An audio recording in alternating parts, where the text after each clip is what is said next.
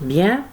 Donc on a vu qu'il y a ici, c'est-à-dire dans 10 itérations, on a retrouvé, on se dirige, on converge vers l'optimum local. Parce que cette courbe, elle a une seule solution. Parce qu'on voudrait minimiser la courbe. Hein. Ici, on a une minimisation de la courbe. L'exemple qu'on a pris. L'exemple qu'on a pris, on est dans le cadre d'une minimisation. Il faut bien spécifier ça. OK.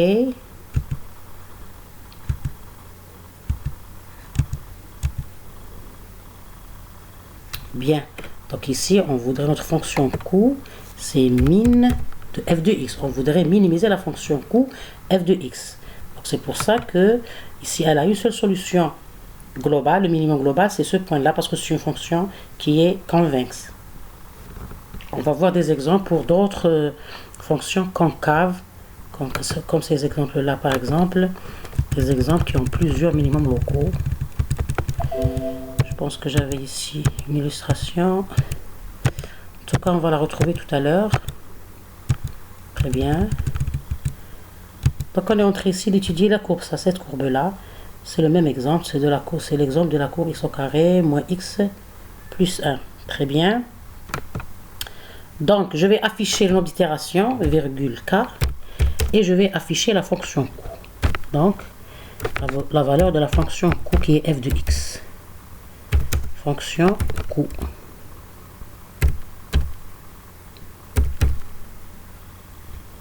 Virgule qui est f de x. Pour voir la condition, l'algorithme, la méthode de descente, elle vérifie la condition, c'est-à-dire le principe de la méthode de descente en utilisant le gradient comme direction c'est-à-dire comme une direction. Elle vérifie la condition.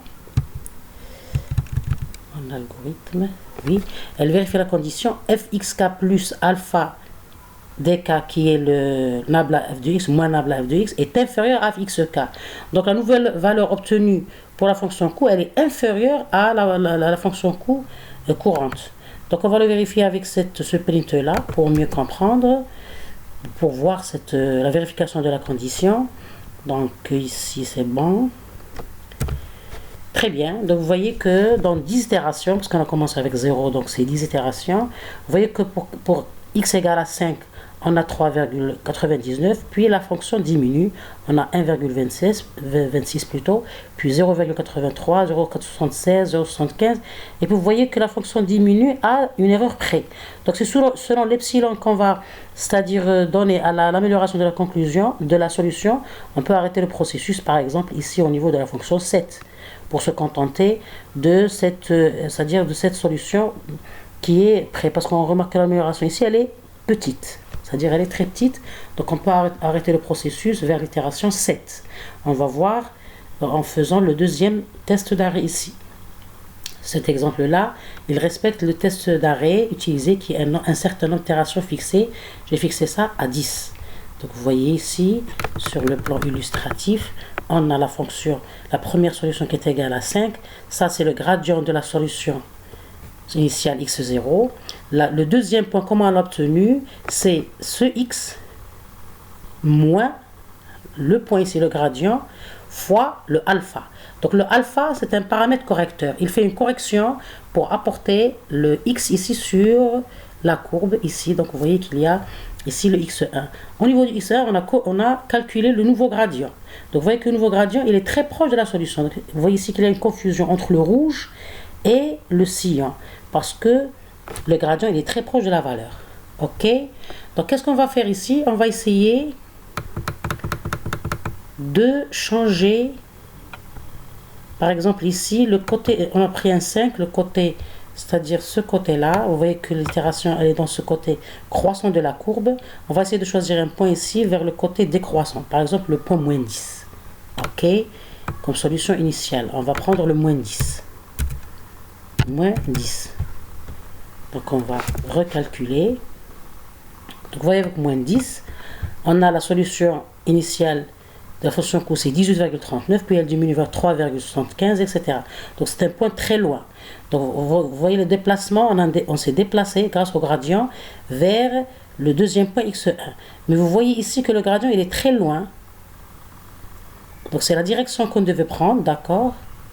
Mais pour rendre la solution vers la courbe, on a pris un certain alpha, un déplacement alpha que j'ai fixé à 0,3 pour obtenir ce point, le nouveau point x1 de la première itération. Il donne une fonction coût égale à 3,75. Elle est inférieure à la fonction coût du point ici initial x0 qui est 18,39. Puis pour la deuxième point, c'est la même chose. Donc pour ramener, on utilise le moins gradient pour ramener la solution ici x2. On va lui calculer son gradient, ainsi de suite, jusqu'à obtenir c'est-à-dire le minimum global qui est à ce niveau-là, c'est ce point-là. Ok, très bien. Donc, maintenant, on va essayer, par exemple, ici, pour voir la diminution de la fonction coût, on va prendre comme itération, on va prendre 20 itérations, par exemple. Ok, on va changer le nombre d'itérations. Donc, au bout de 20 itérations, on va remarquer la valeur de la solution. Donc, vous voyez que la solution ici, c'est 0,75. Donc, elle diminue vraiment. Donc, il y a des itérations qui sont redondantes parce qu'il y a ici, l'amélioration, elle est très très petite, très lente. Donc, on peut c'est-à-dire arrêter le processus vers l'itération 7. Donc, toutes ces itérations sont, c'est-à-dire des itérations en plus. On va remarquer ici. Très bien. Donc, vous voyez le point en rouge, c'est les XI. Le point en cyan, ou en bleu, c'est un certain bleu qu'on appelle cyan, un bleu vert, c'est le gradient. Et on utilise le alpha pour obtenir la nouvelle solution sur la courbe qui appartient bien sûr. La solution xi ou bien xk appartient à la courbe ici. Elle doit obtenir à la courbe. Bon, pas la solution, c'est-à-dire le fxk. Très bien, il faut être précise dans mon explication. L'abscisse, c'est le xk. L'ordonnée, c'est le fxk. Le point ici dans la courbe, c'est le fxk. C'est la fonction coût au point xk. Vous voyez? Donc la solution, c'est l'abscisse. Ok, c'est l'abscisse. Très bien. Maintenant, donc ici par exemple, le 3,75, c'est le point ici rouge, c'est 3,75. C'est la valeur de la fonction coût au point x1, la première itération. Bien, maintenant, on va par exemple ajouter plus pour atteindre l'optimum global. Par exemple, on va prendre 30 itérations. Donc dans 30 itérations, vous voyez qu'on obtient 0,75. Donc l'optimum global de ce point, de cet algorithme, ou bien de cette fonction, c'est le point 0,75. D'accord? Avec le x, je vais donner la valeur de x. Je vais afficher ici le x, virgule, pour être précise, l'abscisse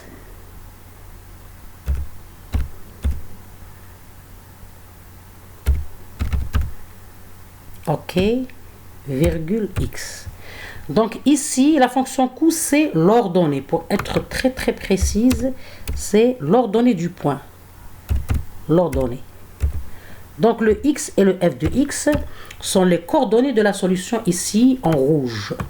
La solution ici en rouge, c'est le point dont les ordonnées, dont les coordonnées sont l'abscisse x, x qui est la solution, et la valeur correspondante qui est le fx du point x ici correspondant.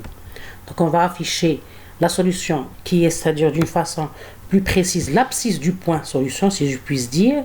Donc je vais l'afficher pour mieux voir. D'accord. Donc vous voyez qu'ici, on a la fonction coût qui est l'ordonnée, c'est 0,75, l'abscisse c'est 0,49, donc c'est un 0,49 jusqu'à, c'est-à-dire à une virgule près. Donc c'est ça la solution, c'est ça la valeur de xk, de la solution x. Et le fxk, c'est la fonction coût correspondante à ce point solution. Ok, très bien, pour être bien précis sur le plan, c'est-à-dire mathématique, parce que des fois on fait la confusion entre solution et fonction coût, et la valeur de la fonction coût, le f de x et le x, ok. Mais ils sont normalement, c'est-à-dire ils sont dépendants, parce que c'est le x qui va déterminer le f de x.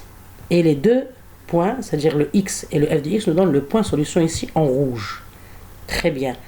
Maintenant, donc on va diminuer ici, c'est-à-dire le test à à 25 par exemple. Très bien. Maintenant,